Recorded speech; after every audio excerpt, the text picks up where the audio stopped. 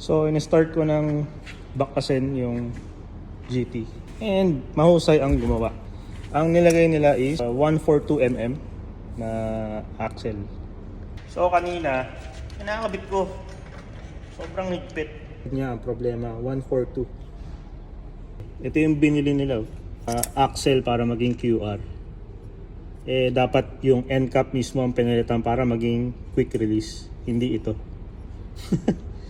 So 142 pa din yung size, dapat 135. Kaya hindi nagkakasya sa frame. Ito kagandahan sa mga ganitong mumurahing hub. Kasi mura din yung pyesa. Tapos madali mo pa makukuha. Shopee lang, Lazada meron na. Sabi din nung nagbenta is hindi niya alam na ganun pala. Kasi pinagawa niya lang din to sa ibang shop eh. Ang sabi pa nga niya sa akin, ibuka mo lang ng konti yung frame, kakasya yan. So, yun. Ngayon niya lang nalaman yung issue. Ibang tao nakabili nito, sasakit ng ulo. Okay? Easy fix, bibili lang tayo ng end cap. So, yeah, yun lang.